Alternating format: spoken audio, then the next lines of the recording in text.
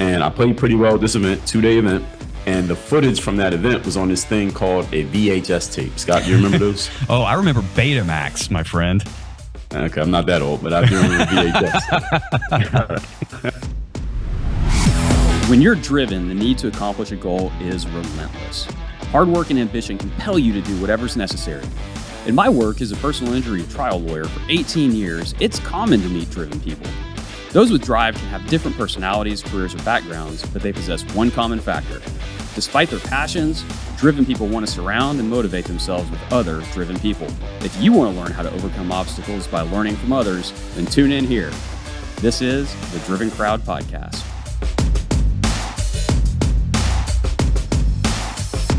Thank you for tuning into episode 53 of the Driven Crowd Podcast, fueled by Snellings Law. I'm your host, Scott Snellings. Today, I'm joined by CEO and founder of Work on Your Game, Inc., Dre Baldwin. Dre played professional basketball for 9 years and has taken lessons learned there to create amazing content, including an incredible 4 TEDx talks and 35 books, including The Third Day, the decision that separates the pros from the amateurs. Dre has published over 8,000 videos to 142,000 subscribers, and his content has been consumed over 103 million times. Dre's daily Work on Your Game masterclass has amassed over 2,900 episodes and more than 7.3 million downloads.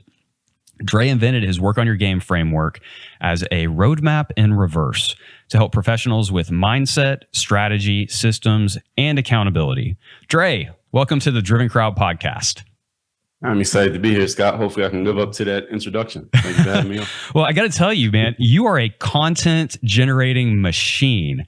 That's my very first, that's where I want to start. How on earth are you able to create that amount of content? Now, I don't think we have a time frame over how long it took you to create that content, but you've got to spend the vast majority of your day just creating content, sitting in front of a camera and recording videos.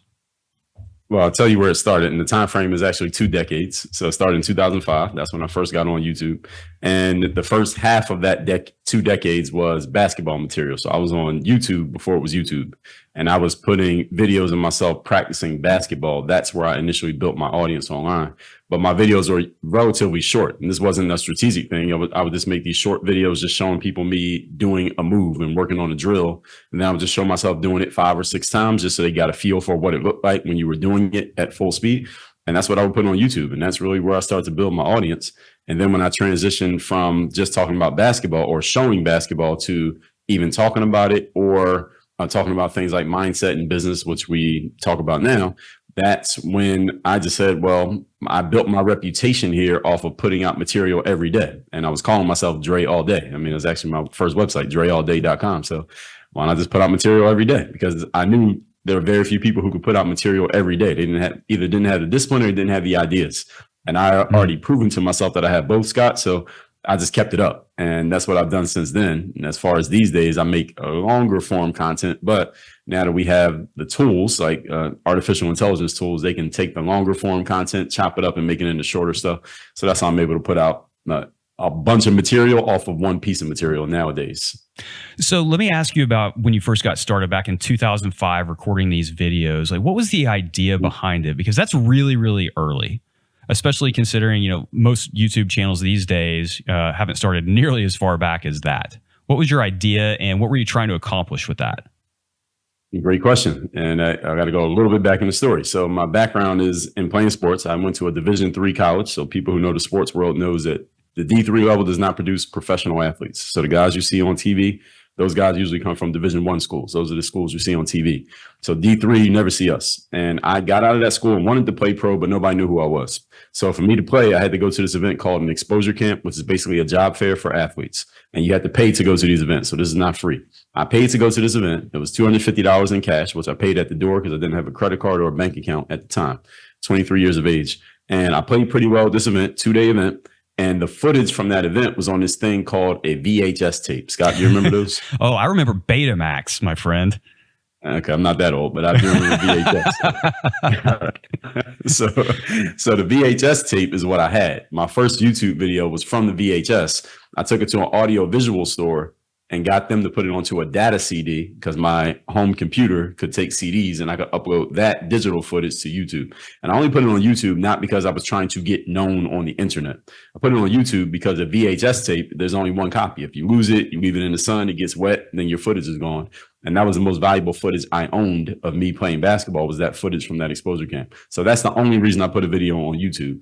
And what happened is people randomly found that video and they started just asking questions like, hey, who are you? Where do you play at? How often do you practice? Can you make more videos? Can you make videos about shooting, about dribbling, about dunking? Because that's what I was doing in the footage. So it was obvious that this guy can play. We don't know him, but it looks like he knows something that we don't know. That was the audience I'm saying. I'm picturing what they're thinking. And I figured, okay, well, I'll go to the gym and work out every day anyway. It's just nobody is watching me. So let me just bring my cheap little $100 camera, which I had at the time. This is before we had video cameras on our phones.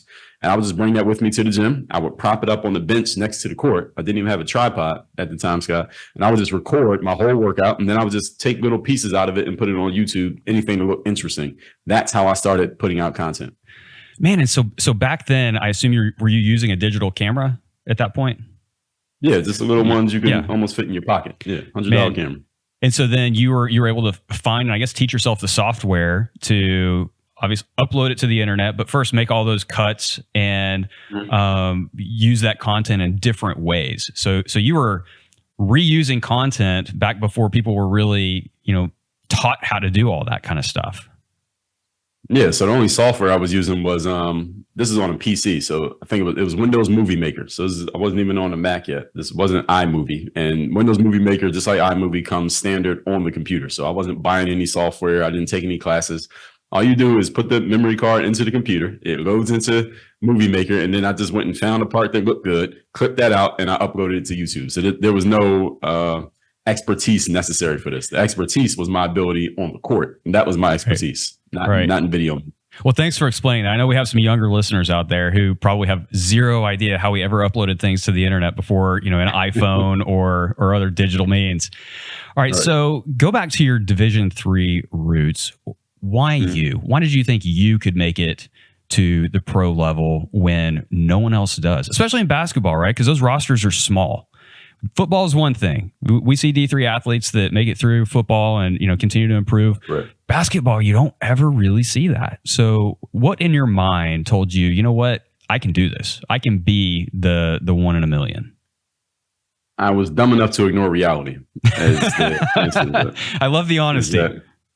Yes, because I've told people this, Scott, if I was coming up now, same situation, but just move it 20 years forward, maybe I would have given up because I would have been able to see so much reality of all these other people making it via social media. Because back then we didn't have social media. We had the internet, but it was nothing like we have now. Sure. So the only people you knew about were the people you could see around you and maybe a little bit of what you saw online, but it was very, very early.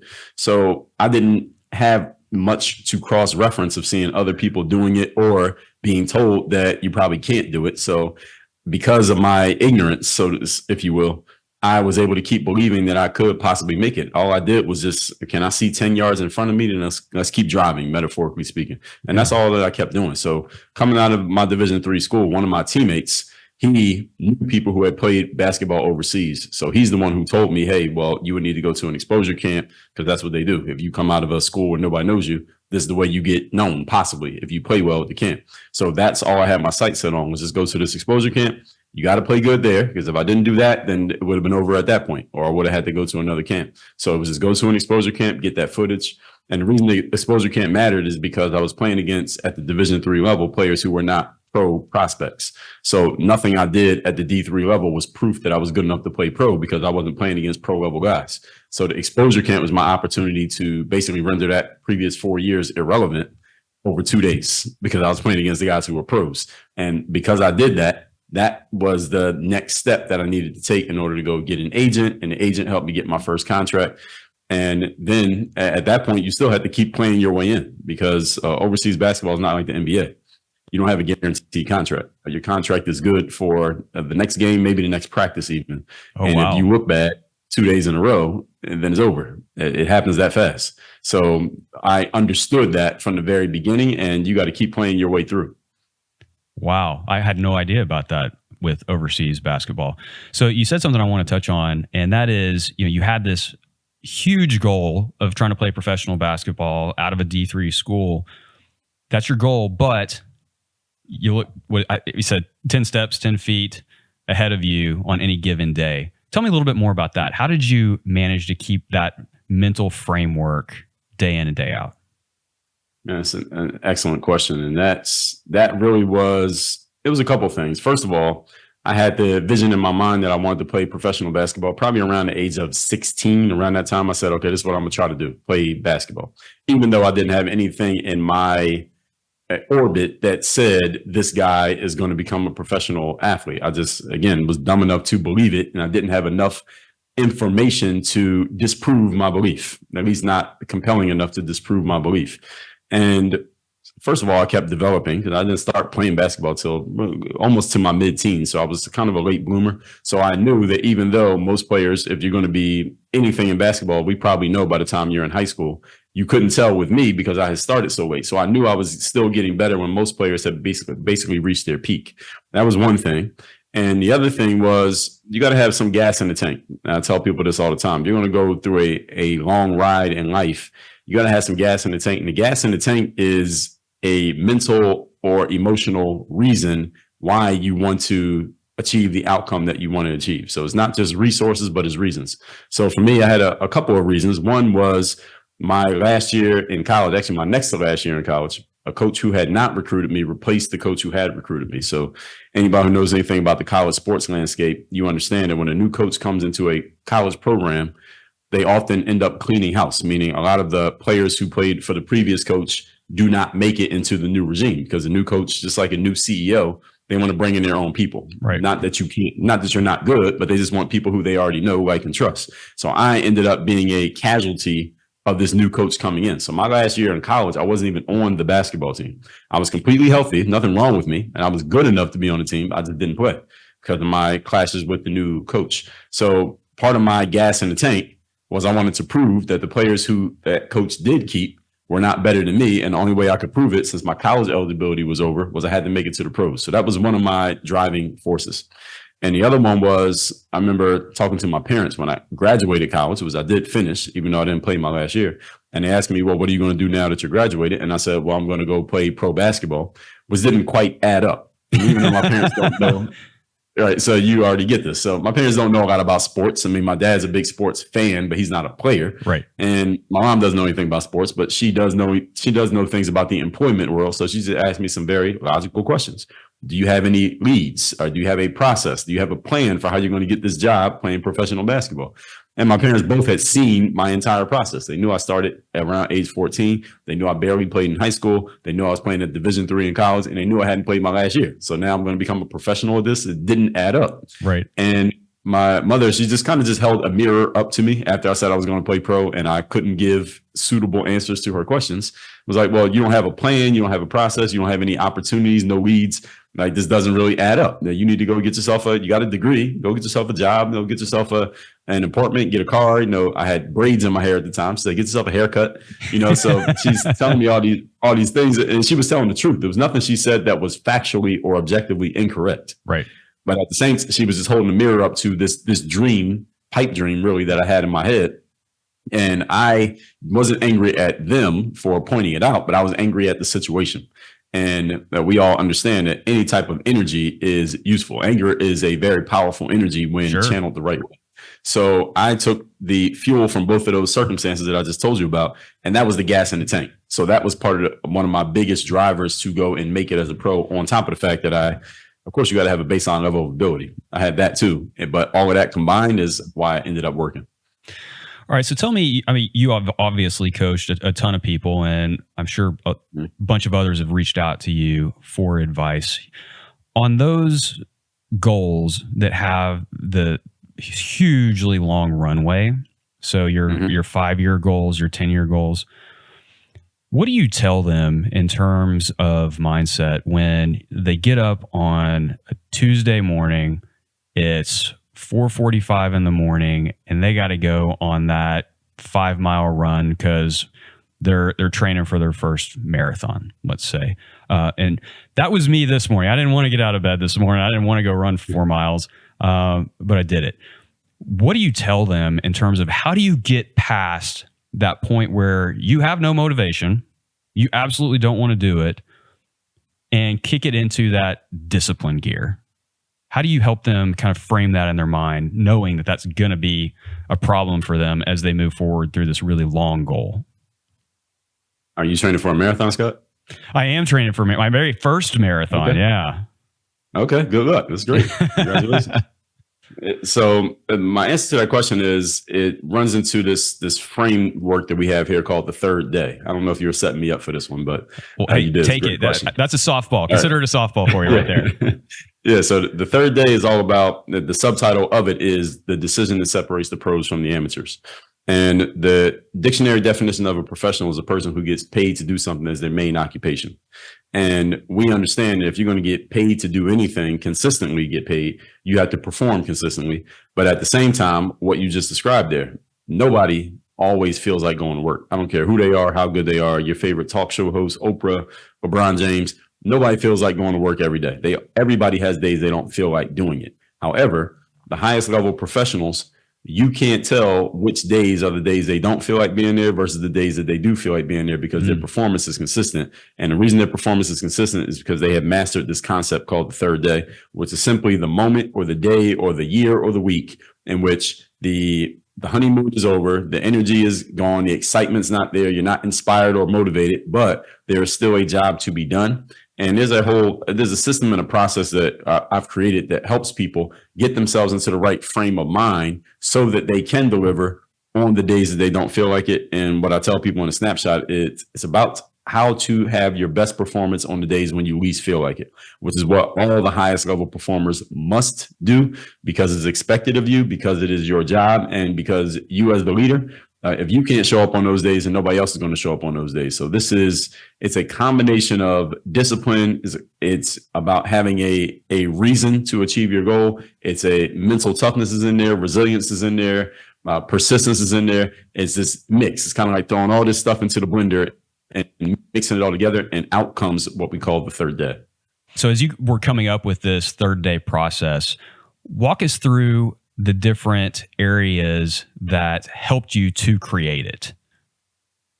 Sure. So I'll tell you where it started. It started from, this is probably about 2014. So near the end of my basketball career, but at this time I still had a big audience of people watching me on YouTube. And the gym that I used to work out in, it was the same gym I worked out in every day in Miami, not far from where I am right now. And everybody in the city knows where this gym is because you can see from my videos, everybody knows the gym. And the gym would always be dead empty except for me.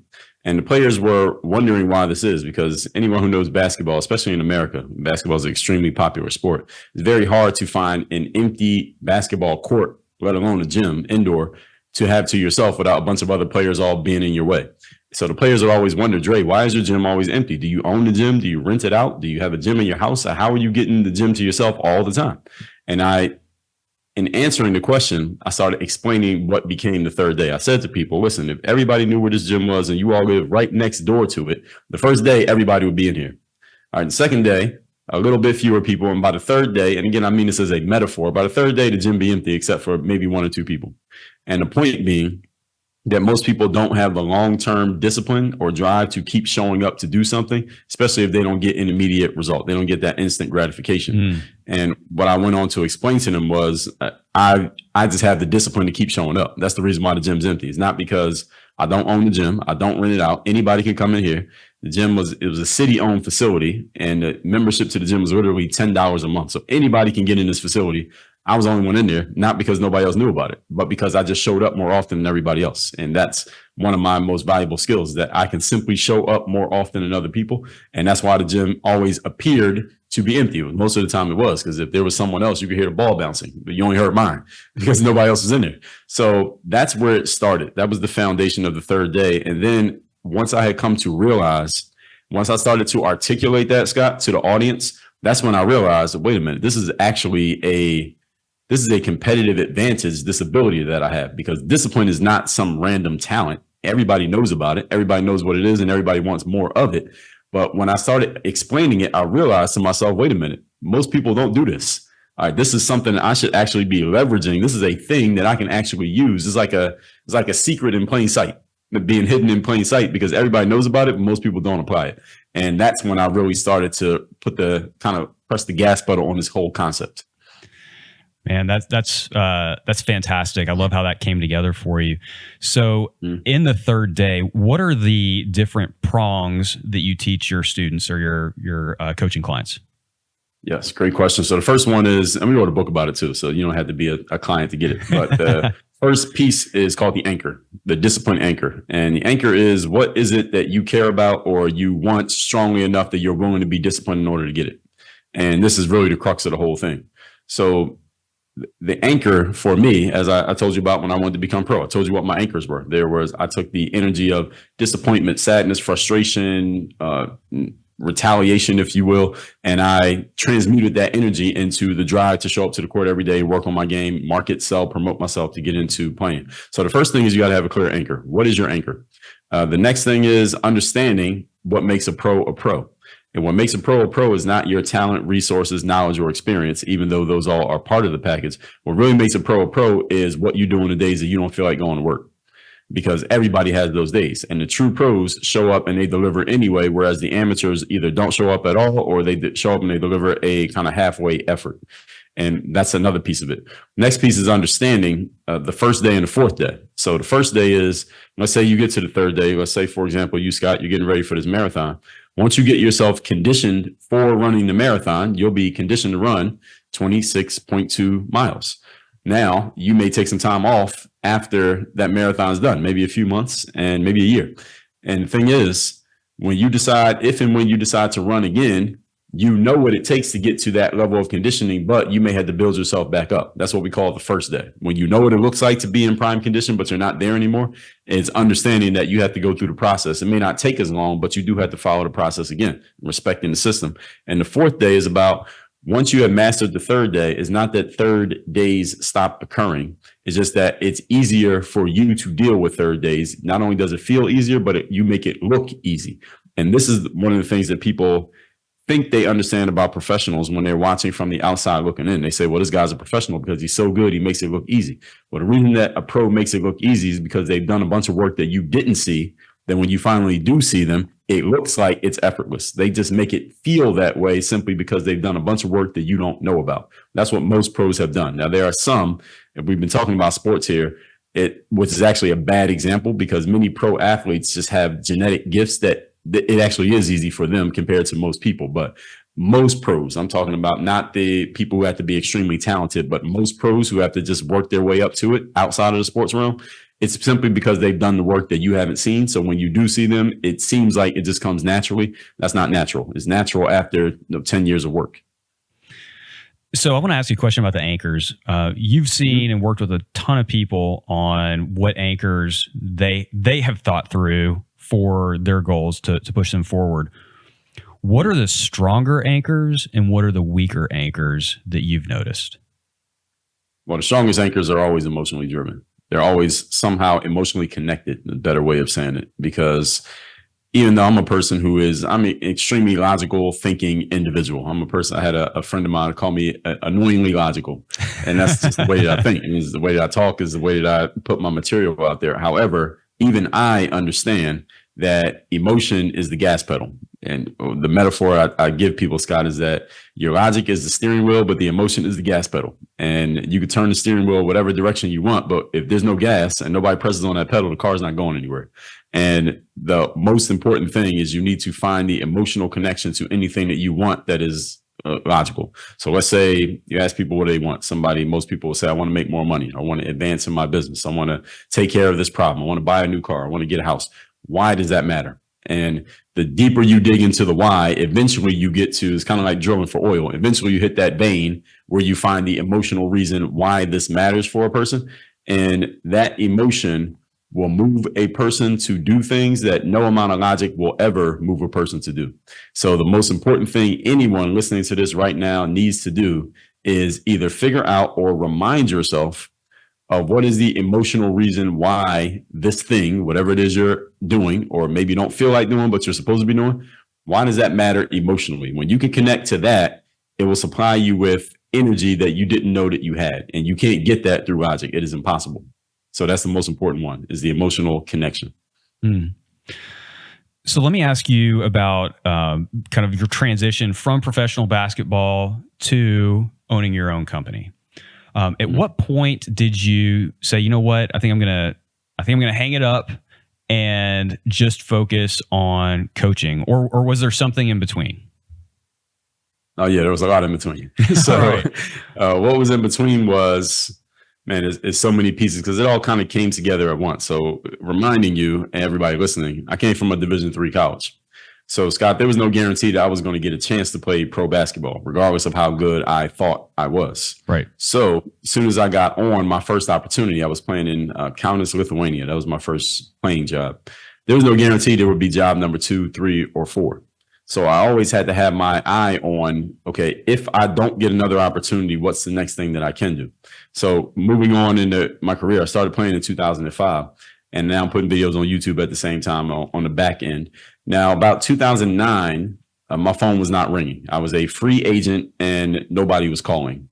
And there's a saying in team sports that sometimes the player is the last person to find out that their career is over. Now, the phone's not ringing. And I'm thinking to myself, okay, if this phone doesn't ring and I'm not going to play pro again, what am I going to do? So at this point, I had a little audience on YouTube of basketball enthusiasts who were enjoying what I was sharing. I had a website at this time. I was blogging about my experiences in basketball and just sharing my thoughts randomly. So I had a nice little audience, but I was not monetizing this at all. There was no money being made from any of this. I didn't sell anything. I didn't have any offers. I wasn't running ads. I didn't do anything at this point.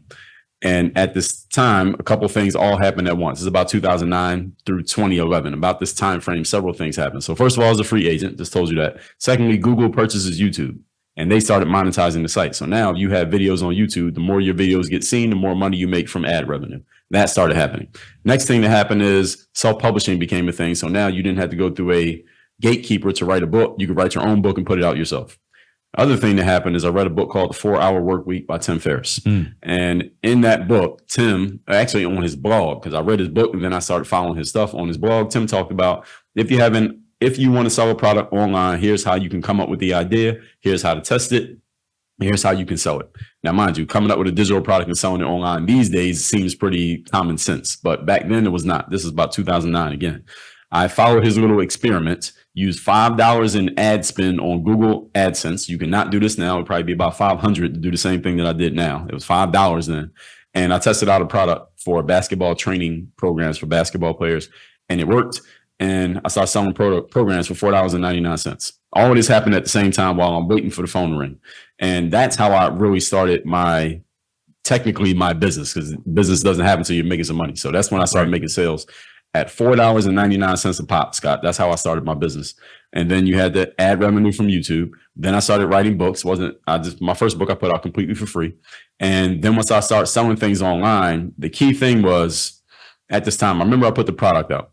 I made a video on YouTube and said, hey, I've created this new program and it's for basketball players. You all been asking me, can I make a program for you or you or you? I can't make it for you individually, but I made a program where I took the stuff that I do and I basically made a system out of it. And now you can work out the way I work out by following this program. You can get it on this website and just go to the link that's in the description. That's what I said. And I made a sale that night. Because at the time I had the BlackBerry phone. Did you have the BlackBerries back in the day? I did not have a BlackBerry, and I missed those days because I had zero access to email unless I was sitting in front of the computer. It was actually probably better. Yeah, so I had the BlackBerry, and the BlackBerry had a little red light on it. So if you got a text message or an email, the little red light would start blinking. The light's blinking. It's about 10 o'clock at night, and I check my email, and it says, congratulations, you made a sale of $4.99. And when I made that sale, Scott, I said to myself, I could do this for the rest of my life, because I understood that athletes have a shelf life. Like athletes, no matter how good you are, by age 40, if you're amazing, you're done at age 40. If you're normal, you're done at age 30, and many are done by age 25. Yeah. So I understood that there was going to be life after sports, and I needed to figure out what I could bring to the table socially, not socially, but societally, after I was done playing basketball.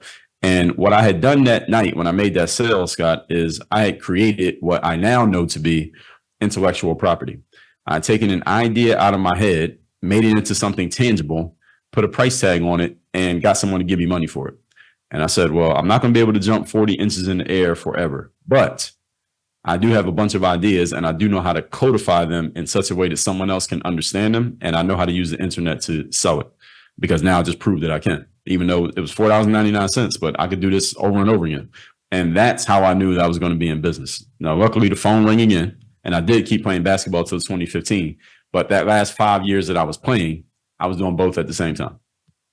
And so the very first book that you wrote, was it a basketball book or was it the beginnings of Third Day? No, the first book that I wrote was the only narrative book that I have written of all my books. It's called Buy a Game. It's actually right there behind my head. If you're watching on video, one little picture of me. That is just a story from when I first started playing up through my college years. That's the only book of mine that's a story. All the rest of them are personal and professional development. So how did you make the switch from, the basketball videos to the basketball program to then more coaching for professional and business development? Well, can I tell you the story how I got my first coaching client? Yeah, please do. All right. So there used to be a live streaming app called Periscope. You remember Periscope? Yep, I remember Periscope. Yeah. So this is about 14, 15. So I used to go on Periscope every day, and I would do a live stream for like 10, 15 minutes. Sometimes I would go longer depending on what I was talking about, because I had a lot of things I wanted to say, because now I was starting to learn a lot of things about business, because I was selling these programs and building a list and doing all that stuff. And I had all this basketball stuff, and I had all this mindset stuff. So I had a lot of things I wanted to share. And when live streaming came out, I said, I can just take whatever I'm thinking right there in the moment. I can just put it out right there on the spot. This is amazing. So I used to do these live streams, and one day I'm doing a live stream and some random person leaves a comment and says, "Hey, Dre, do you offer coaching?" Now, at this point, I had never even considered offering coaching to anyone. I had basketball players kind of call me coach, but they meant like basketball coach. But this guy was talking, because I was talking about mindset, and this guy was asking, "Do you offer coaching?" And of course, I said, "Yes, I do." Of course I do. Email me. So he emailed me. I charged the guy $500. I coached him for like 3 months, and I charged him $500. He was my first coaching client. And after I coached him, I realized, and this is what happens with a lot of people, especially in the information products space, at least it was happening 10 years ago. Maybe it's not so much now. It's a little bit different now. But back then, and this definitely happened to me, Scott, I realized that a lot of the things that came naturally to me that I took for granted, as everybody understands this, right? It was when I started sharing it with people, they were like, their eyes were open. They had never considered these things, or at least looked at them the way that I looked at them. And I realized that I was kind of sitting on a gold mine of valuable material that other people didn't process it the way that I processed it, which meant I was basically looking for ways to give away for free what I should be charging for. And that's when I realized, okay, there's a lot more I could be doing with this stuff. And we were talking, I don't know, we were recording when we talked about this. We were talking about a guy like Dan Kennedy, and just realizing all the opportunities that I'm not even taking advantage of, because I'm simply not aware that I could package this stuff that I know and understand and can explain in ways that other people would really see valuable, depending on how I position it, package it, and who I'm offering it to.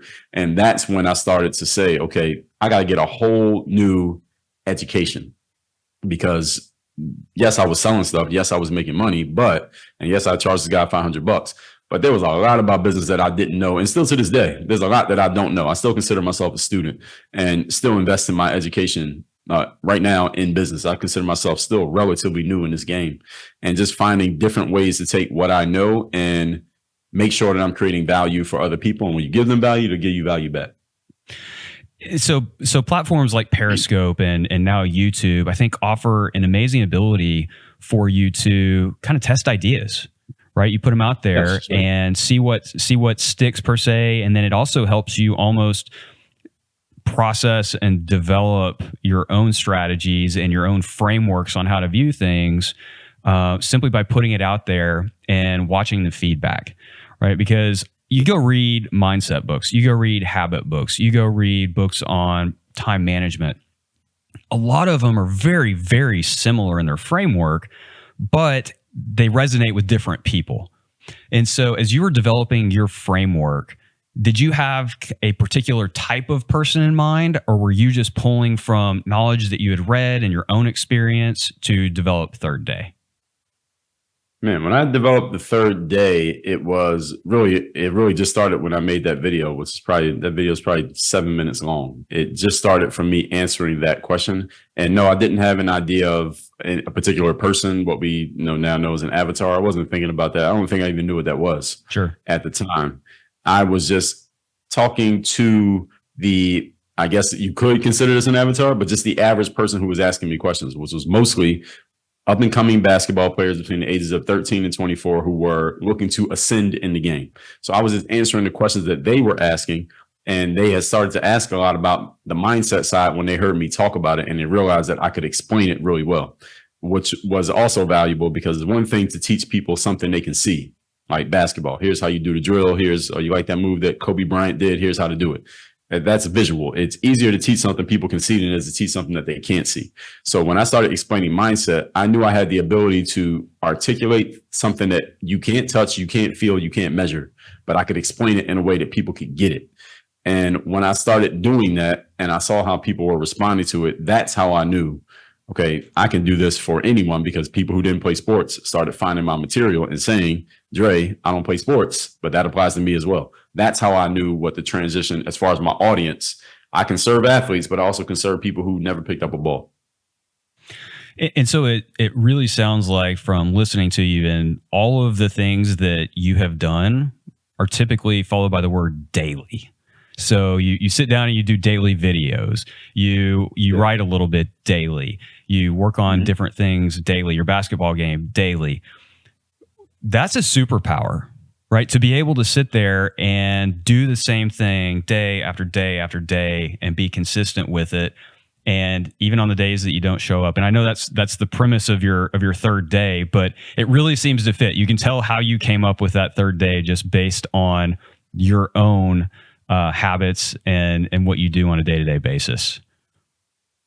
Yeah. And I didn't think it was a big deal. I thought everybody just showed up every day and did stuff. I thought basketball players did, so I realized they didn't. So once I saw that it was unique and different, that's when I said, okay, let me start packaging this stuff up, because there's something here that most people don't get and don't have and that they value. I know we were talking before the show a little bit, and we talked about how we're both big readers. And one of the traps that people like us can fall into is we pick up a book, we read it, we love it, we get a lot out of it, and then we put it back on the shelf and never implement it.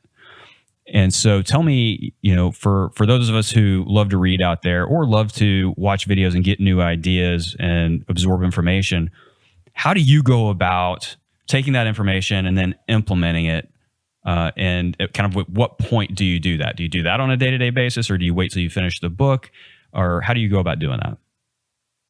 Well, I definitely don't wait till I finish the book, because then I'll probably forget. So what I do, one of the things that I do now, I finally bit the bullet and just started reading quote unquote audiobooks. It was for many years, I always looked at audiobooks as cheating. So somebody told me they read an audiobook. I said, that doesn't count. You got to actually look at it. But with my schedule and the way my life is now, I always have a digital book, and I showed you a physical book I have right here on my desk. Right. I still will read those, but I consume probably more audiobooks. So what I do is, and I'm a very digital person, I barely write with my fingers anymore. I'm not sure I can anymore. So I do a lot of stuff on computers, tablets, and phones.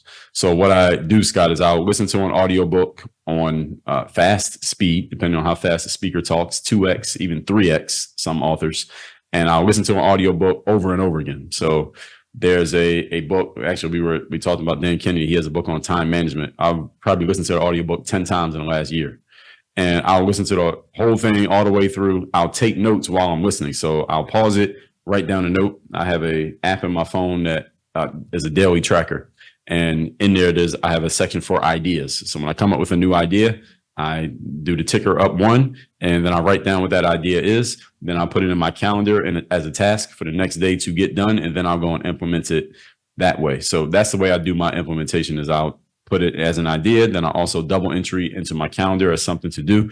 And that's how I get it implemented. I usually want to implement within 24 hours. If it's something short that I can do, if it's something bigger, then it may take more time, but I always make sure that I get it written down and put on the calendar. So even if I didn't do it today, I still see it as a task that didn't get finished from the previous day. So that's how I do it. Everything digital these days for me. All right. When you're reading notes or you're watching a YouTube video or you're at a lecture learning from others, I assume you take notes along the way while they're talking. Oh, yes. How do you take those notes? Where do you store them? And then most importantly for me, because I struggle with this, is when do you go back and actually review those notes? Yeah, that's a great question. So I take my notes digitally on the phone. So I can type on the phone really fast. So I remember somebody was looking over my shoulder once, and I was writing like a blog post, and he was like, "Man, I've never seen anybody type that fast on the phone." But I'm really good at it. I've written whole books on my phone. So that's how I do a lot of my writing, through the phone. And now you have you have talk to text. Yeah. So what I do with a lot of my articles, and I use Google Docs, by the way, that's my tool, Google Docs. So I get on Google Docs, and I'll put let's say I'm writing notes at an event. So I'll go to a conference and I'll write down the name of the speaker. Let's say there's an event with 20 different speakers. So I'll write down the name of the speaker, and then I'll just use bullet points, take notes on anything they say that is relevant or useful for me. And then what I like to do is, usually within a week of coming back from the event, go and review those notes for anything necessary that I need to, because a lot of it, what might be just mindset stuff, is not something I need to actually do, but just a mindset thing to remind me of. Or if it is a task, something to do, then that goes on the calendar. I'll put it on the calendar and in my notes at the same time, so I remember to actually go and do the thing. And hopefully it's something I can pass off to staff, and I'll send it to them to go do the thing to make sure that it gets done. So that's the way I do that. And review the notes. Again, I try to do that within a week of attending an event, especially for hands-on things that I can actually do. And what was the rest of the question? Well, yeah. When do you ever go back and look at those again? Right. So you go to an event, you've processed it, you've created tasks that you need to create out of it. Do you ever go back and review those notes? Yes. And I try to do that like within a week of returning home from the event. Right. Or I will go back and look at it again, maybe months later, and I'll remember, oh, you know what? There was a speaker who was saying something about something mental, or something about a thought process about marketing. Let me go and review that. It'll be months later that I'll go look at it. Or maybe if I'm going to go to the event again, I'll do it. And another thing, Scott, another thing that I'll tell you is that I've been to enough events now, and I've heard enough speakers speak, whether I heard them online or I heard them in person, enough that I don't take nearly as many notes at events now as I used to, depending on what type of event I'm at. Sure. Let me add that as a caveat. Depending on what type of event that I'm at. If I'm at a consumer level event, one that anybody can buy a ticket and they have a bunch of speakers and they have these known people, I've found that I pretty much heard everything they had to say. Whatever they had to say, I've heard it already. So I still go to the events because I want to see and be seen and meet people. I go there for the networking mostly. Now, if I go to an event that's more private, like say a mastermind type of event where it's more high level and not everybody can get into the room, those kind of events, often they're giving you basically what will become the notes. They're giving it to you. They're giving you something in your hand to go with it. So I can just take notes along with that, so I don't have to sit there and write the whole time. Because I write, if I'm taking notes and somebody's actually giving value, I'm like a stenographer, Scott. I'm like writing down everything you said. So that's the way I take notes. I'm a voracious note taker if I need to. When I first started going to events, that's the way I would take notes. I would have a whole book worth of notes just from being in an event. But nowadays, again, at higher level stuff, they're usually giving you the things. Right. And I will just take notes in the margins based on things that I hear or highlight. Hey, I need to implement this, this, and this. That's the way I do it now. And I'm sure that you never, ever want to be one of those speakers that shows up and somebody's already heard everything that you have to say, right? So there's another goal to get you down the road further. All right, Dre, we are almost out of time here. So one last question for you. Give me your top 3 favorite books. It can be fiction or nonfiction. Sure. Number 1, easy, is 48 Laws of Power by Robert Greene. It's my number 1 favorite book of all time. Number 2 is The Law of Success by Napoleon Hill. And number 3, let me cheat and give you 4. Number 3 is The 50th Law by Robert Greene and 50 Cent. And number 4 is The 33 Strategies of War by Robert Greene. So then you can tell me my favorite author is. Awesome. Well, Dre, thank you so much for joining us today. It's truly been a pleasure. And for all of you tuning in, thank you so much. And we'll see you next time on another episode of the Driven Crowd Podcast.